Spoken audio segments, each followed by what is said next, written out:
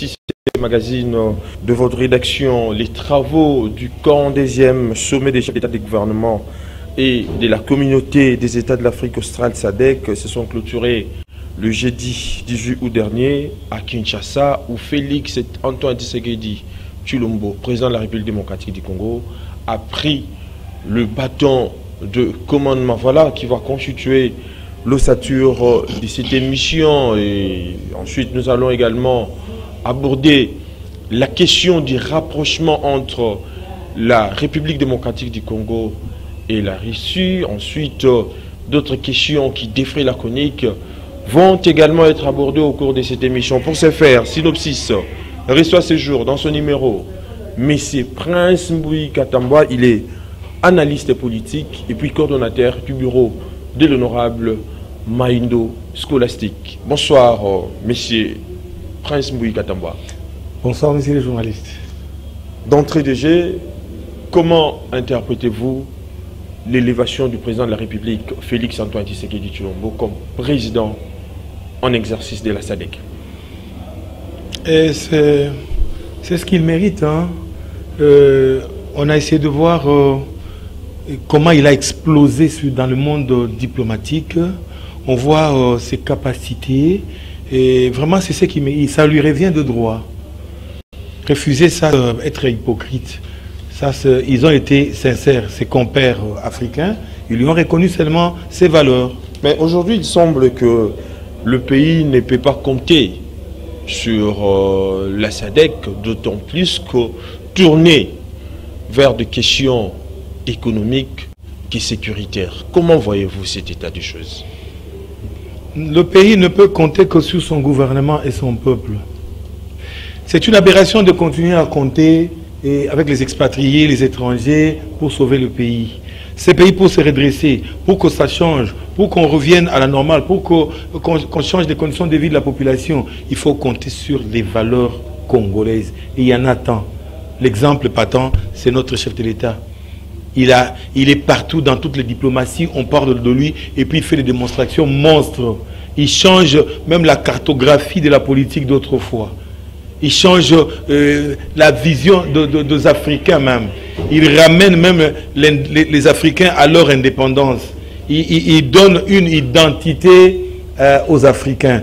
Et ça, c'est une première. Mais vous ne voyez pas qu'il faudra une vision plus clairvoyante de la part d'ici président en exercice qui est l'actuel président de la République démocratique du Congo par rapport également aux enjeux politiques qui se passent à travers les différents pays africains? Oui, mais parlant de la SADC, moi je trouve que c'était bon, c'est une occasion, juste une opportunité pour faire voir il vend bien son pays et que hier avec Kabila le pays était vraiment infréquentable. Aujourd'hui le pays est fréquenté. Nous avons logé autant de chefs d'État et de gouvernement immédiatement, le même jour, le lendemain, le surlendemain. Ça prouve à suffisance combien il a lutté pour changer certaines conditions de vie et de sécurité dans notre pays. Aujourd'hui, nous sommes fréquentés. Ça, c'est de un. De deux, de compères africains, on pouvait compter avec eux. Oui, juste peut-être pour passer le message, parce qu'ils peuvent aller dans d'autres organismes internationaux pour parler de la RDC. Et le chef d'État dit, comme il n'y avait que deux solutions, soit la première, c'est de laisser mon pays en paix et une paix indiscutable, sans condition et totale. Si ce n'est pas ça, alors c'est l'option de la guerre. Mais si quelqu'un vous tend la main pour dire « nous sommes vos frères, vos confrères, on peut vous aider dans ce qui vous arrive » et tout ça, il n'avait qu'à tendre la main. Donc la SADC, c'était la bienvenue. Mais seulement, on ne peut pas rester coincé là à attendre de la SADC, parce que nous savons, au-delà de tout ça, les patrons, le grand patron de SADC, les financiers, et la plupart même des chefs d'État qui sont dans cette organisation-là, ont de parrains occidentaux, et lesquels sont les prédateurs de nos richesses, lesquels nous ont imposé la MONUSCO, lesquels nous pillent nos richesses, et puis condamne notre pays à un fleuve de sang pendant une vingtaine d'années. Nous mourrons chaque jour, matin, midi et soir. Nos mamans, filles, garçons, entrecoupés comme des morceaux de poisson.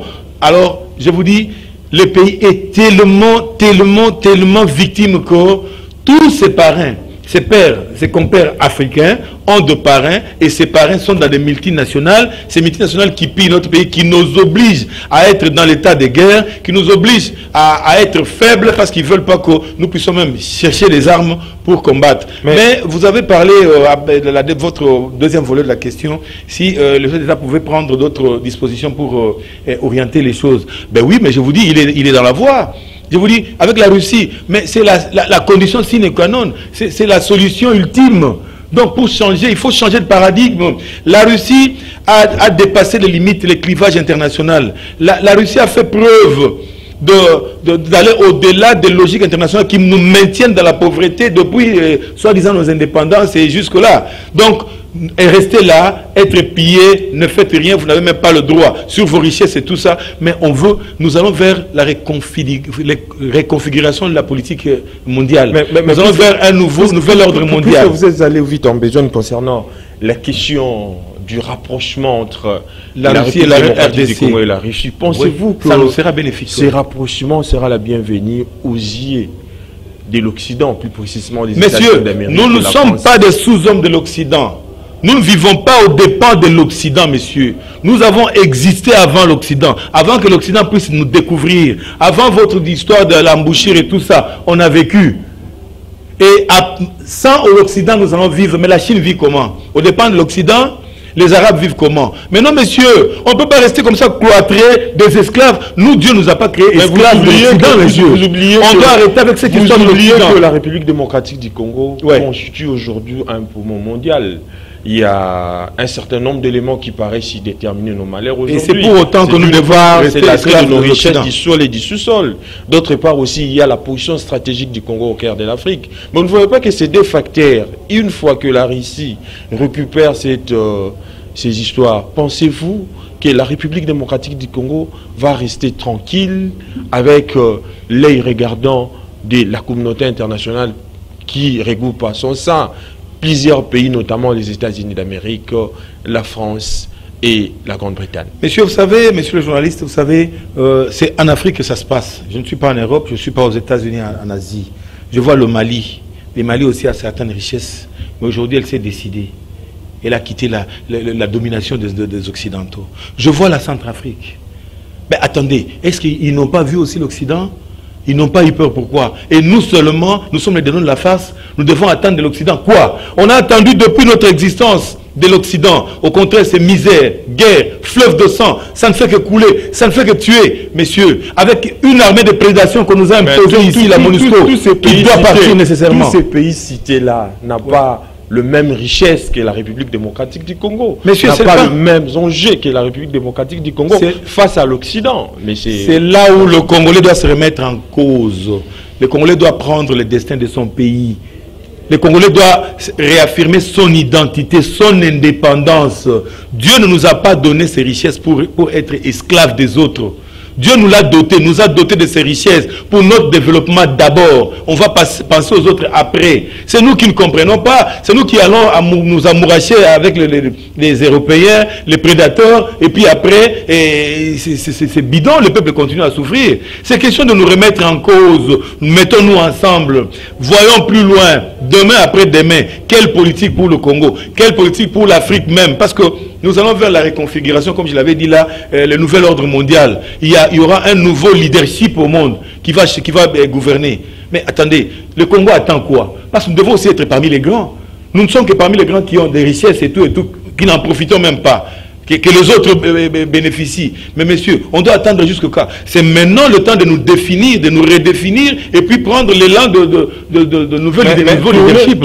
Tourner les dos à l'Occident pour basculer le pays vers la Russie. Vous ne voyez pas que l'actuel président de la République connaîtra le même sort que Mosé Laurent Désiré Kabila? Monsieur le journaliste, est-ce qu'il y a-t-il, dans les chartes des Nations Unies, y a-t-il une loi qui interdit à un pays de prendre langue avec un autre pays pour alors soit coopérer, diriger ou bien faire...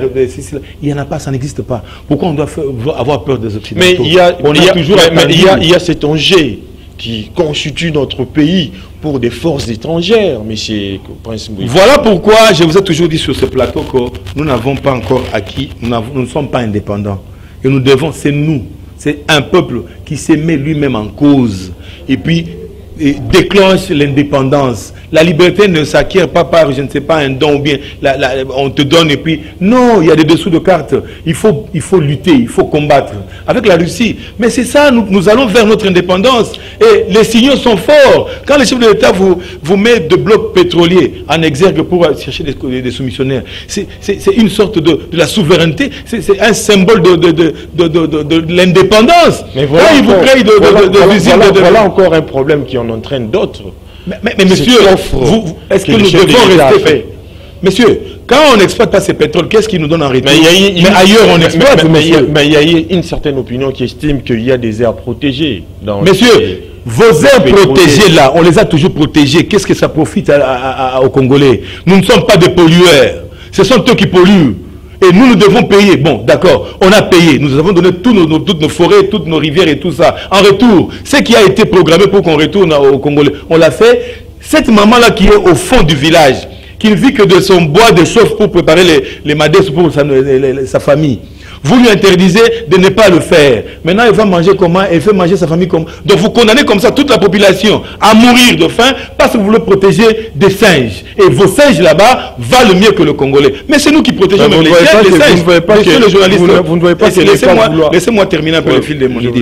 Nous protégeons la nature. Oui. Nous avons offert ça à tout le monde. Mais messieurs, vous là, qui nous demandez de protéger la nature, vous donnez des armes et des histoires chimiques et tout ça pour détruire nos forêts. Vous logez des groupes armés, des rebelles. Vous les financez dans ces lieux-là qu'on doit protéger. Ce sont les premiers qui tuent les singes, qui coupent les arbres, qui bombardent dans nos forêts-là. Vous ne les protégez pas. Et vous attendez de nous quoi? Mais commencez par arrêter avec la guerre. Commencez par arrêter de mettre des groupes armés dans nos forêts. Commencez par là. C'est là aussi sauver la nature. Mais vous ne voulez pas. Et vous le mettez là-bas, pourquoi? Parce que vous voulez piller les richesses du Congo.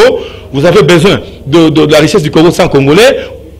Pardon. Vous voulez exténuer toute la population congolaise parce que la population est assise sur ses richesses. Mais c'est Dieu qui nous a donné ça. Mais vous oubliez que aujourd'hui, la méthode de l'impérialisme nous dépasse. Partout où surgit un conflit, il y a toujours la présence étrangère intéressée, vigilante, impitoyable pour mettre en contribution nos vies et nos faiblesses. C'est là où je maudis la démocratie, je maudis l'impérialisme. Dans ces pays, ça ne va pas marcher. Ça ne marchera jamais. Ce sont ces systèmes qu'on nous a importés ici. On nous a effacés, on nous a écartés même de notre modèle de vie. On nous a balayé tout ce qui est notre identité. Nous devons vivre aux dépens des autres, aux dépens des Occidentaux.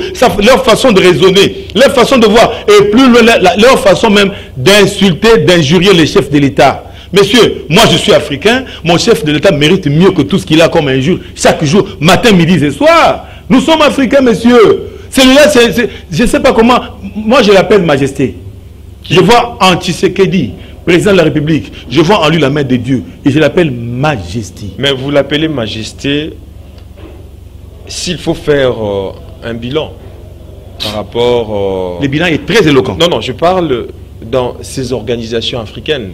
Ouais. Où Félix Tshisekedi avait pris les bâtons de l'Union africaine. Ouais. Aujourd'hui, c'est la SADC. Parce que, à temps d'y déboire, il faut aussi associer un fait cruel. Hein, parce qu'il y a une certaine opinion qui estime que, sous Félix Tshisekedi, ces organisations, d'abord l'organisation de l'Union africaine, a souffert d'un leadership fort pour bien mener les choses. Comment estimez-vous aujourd'hui, il est à la tête de la SADC, pensez-vous aussi qu'il fera mieux que l'Union africaine?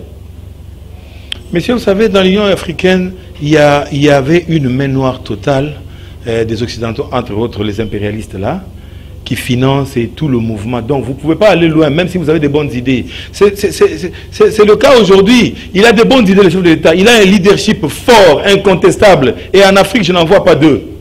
Je n'en vois pas deux. Le leadership visionnaire comme celui de Félix Tshisekedi. Je n'en vois pas deux en Afrique. Mais il doit avoir les moyens de sa politique. Il ne peut pas aussi faire la politique seul. C'est pourquoi il associe ses compères. Venez, Africains. Il est temps de nous remettre en cause. Voyez un peu telle chose. Comment on peut... Donc c'est une façon de dire qu'aujourd'hui, personne ne peut vraiment évoluer en vase clos, évoluer seul. C'est comme ça qu'il va. Mais il a une vision. Il a une vision, il va changer les choses. Mais ce n'est pas pour rien qu'aujourd'hui, il est le président de l'Union africaine. Demain, il est le président de SADC. Et c'est parce qu'il trouve en lui un leadership fort. Mais contrairement un leadership africain. Mais contrairement à l'EAC, aux USA, les États-Unis d'Amérique, oui, la SADC, aujourd'hui, dans ses sommets, a saisi les taureaux par les cornes pour désigner Kigali comme pays agresseur de la République démocratique du Congo et l'élément déstabilisateur de la sous-région des Grands Lacs. Qu'en pensez-vous? Messieurs, ça, coup de chapeau, mon chef. Fachi, béton, béton, béton. Ça, c'est la main de Dieu, la présence de Fachi au pouvoir. Mon chef a déclenché une diplomatie, je te dis, sans mesure, qu'on ne sait pas contrôler. C'est ça qui paye aujourd'hui. Quand vous voyez les organismes internationaux, les organismes africains déclarer tout haut, indexer Kagame, messieurs, mais c'est le fruit de ce leadership fort. C'est le fruit de cette diplomatie active qui n'a jamais existé en Afrique. Tout le monde les reconnaît aujourd'hui. Mais, messieurs, je ne sais pas qu'est-ce qu'on doit encore entendre.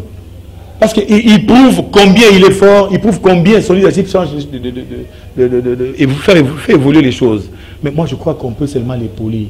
Ces compères africains, ils en arrivent à mettre comme ça, indexer Kagame, qui était autrefois caché par les gens de Kabila. Ils disaient n'importe quoi. Voilà, on ne touche pas Kagame. C'était un intouchable. C'était un homme plus fort. Aujourd'hui, Kagame est mis à nu par la force de la pouvoir de Fachi. Mais comment on ne peut pas l'applaudir? Comment on ne peut pas les soutenir? Et demain après demain, mais nous allons vers la Russie, c'est noir sur blanc. Comme vous ne voulez pas, vous occidentaux, vous continuez à nous maintenir dans tout ce que vous voulez, la domination et tout ça. Vous envoyez les secrétaires d'État américains, vous envoyez tout ce monde-là pour continuer à nous faire peur, à nous maintenir dans cette peur-là.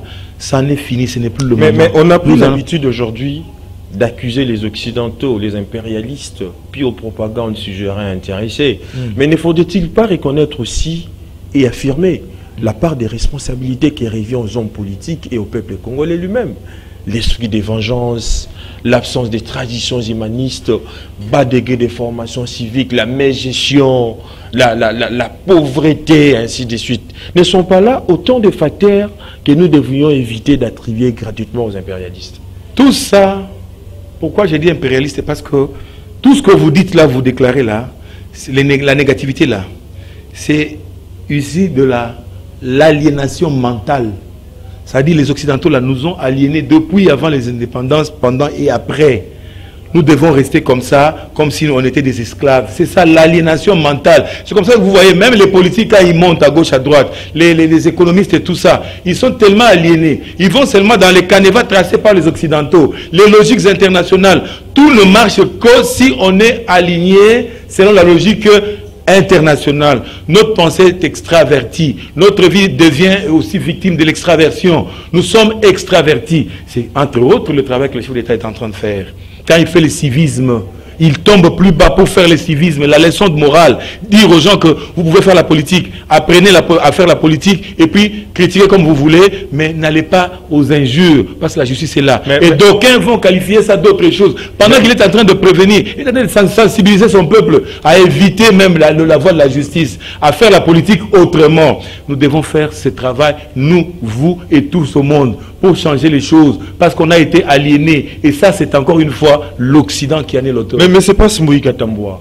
Vous ne voyez pas que là, vous donnez raison aux panafricanistes, tels que les Norbert Yamba Yamba, les Massambou Kidi, qui estiment qu'il faut la remise en question de certaines données et traditions, réussies soit de la colonisation, soit de l'Occident.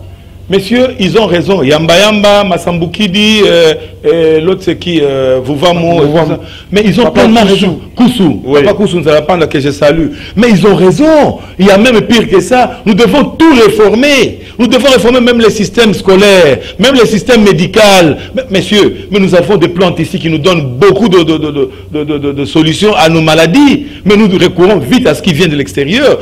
Tous les systèmes, alors je dis, le vivre congolais est extraverti. Nous devons vraiment remettre tout en cause, réformer les systèmes même d'enseignement. Vous avez les cuivres, vous avez les diamants, vous avez les coltans, mais vous n'avez jamais appris ça à l'école, ou alors on ne vous a jamais montré ça. Vous terminez l'université pour, je ne sais pas, devenir chercheur dans le vide.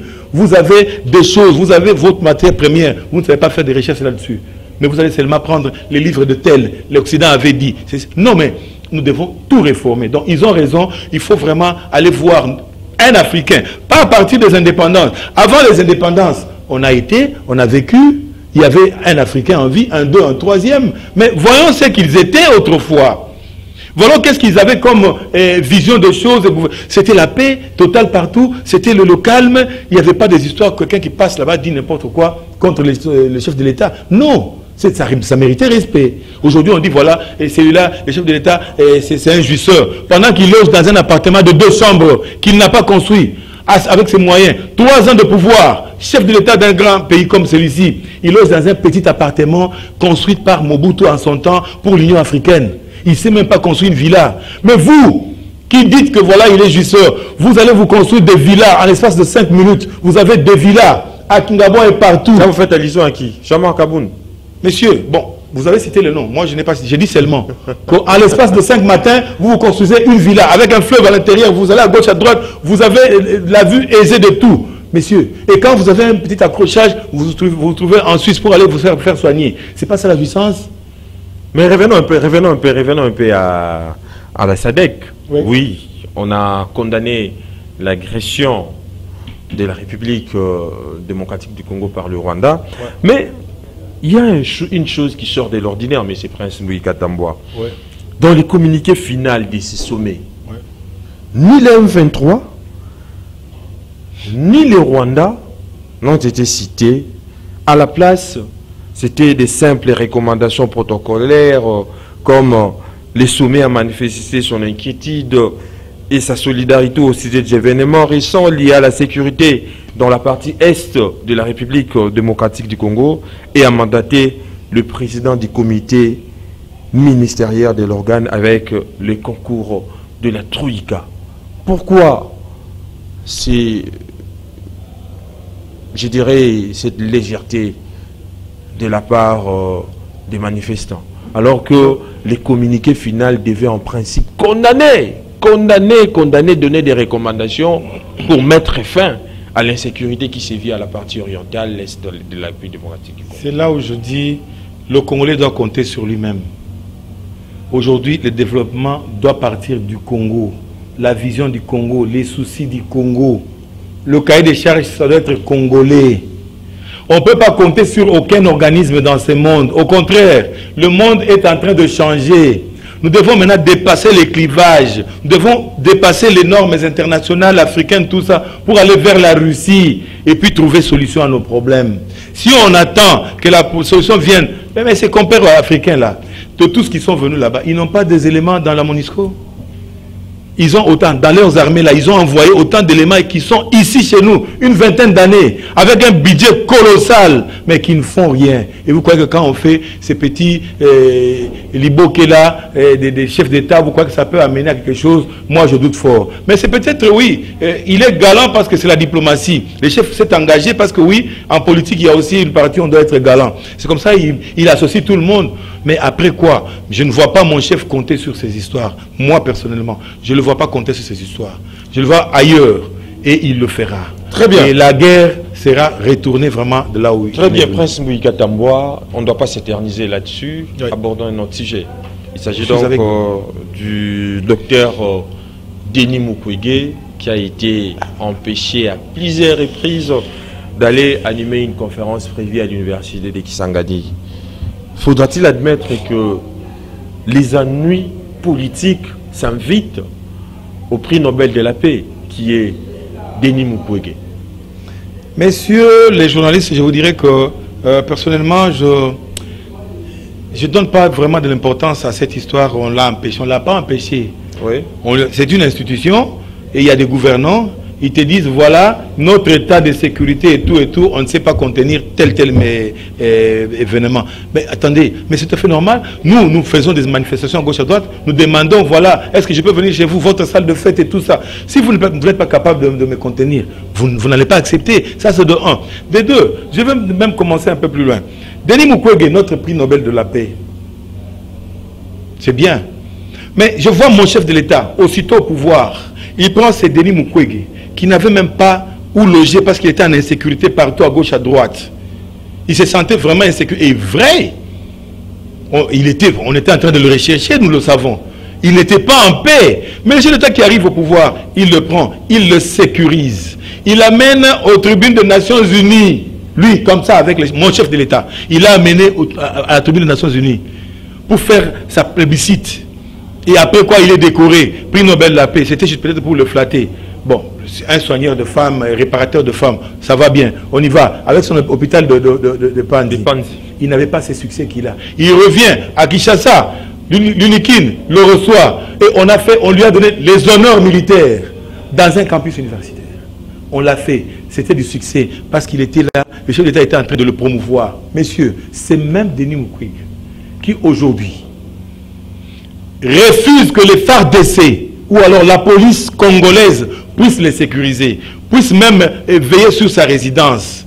Il va chercher les étrangers, la MONUSCO, l'armée des prédateurs, l'armée de prédation. Et c'est là où il fait confiance. Il ne fait même pas confiance aux forces de sécurité de sa nation. Alors, je commence à me poser la question, prix Nobel de la paix, oui. Congolais, oui. Et plus loin, vous suivez mon regard. Mais ça ne fait que continuer. Mais c'est principe. Et il va plus loin pour se déclarer candidat chef de l'État et tout ça. Nous voulons bien la liberté et vraiment revenir à tout le monde. Mais messieurs, ce n'est pas le moment aujourd'hui qu'un Denis Mukwege puisse commencer à tirer à boulet rouge sur le chef de l'État. Ça c'est regrettable. C'est de l'ingratitude. Maintenant, pourquoi l'empêcher? Denis Mukwege serait-il en train d'énerver certaines sensibilités sociopolitiques de la République démocratique du Congo? Comment? Voilà que avec ces prises de position, oui, autrefois vraiment pompées par le chef de l'État, Assancé et tout ça, mais ces prises de position aujourd'hui, ben attends, mais ce monsieur s'est fait aussi des ennemis quelque part. Il en avait déjà avant que le chef d'État le prenne, le propulse. Maintenant, il en a encore davantage quand il tire à boulet rouge sur le chef.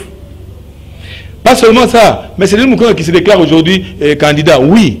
Mais c'est les gens qui sont contre la politique ou bien la vision de Denis Mukwege. Parce qu'ils savent que c'est un médecin. Lui, il peut mieux faire, il peut mieux réparer les femmes. Mais aujourd'hui, il a cessé avec l'hôpital là-bas. C'est maintenant le chef de l'État. Je ne sais pas. De réparation de femmes, tout de suite, on est chef de l'État. Je me pose des questions. Avec quelle vision politique? Je ne sais pas. Tout ça, et avec tout ce qui traîne derrière lui, le recteur s'est dit, mais moi, je ne veux pas endosser des responsabilités.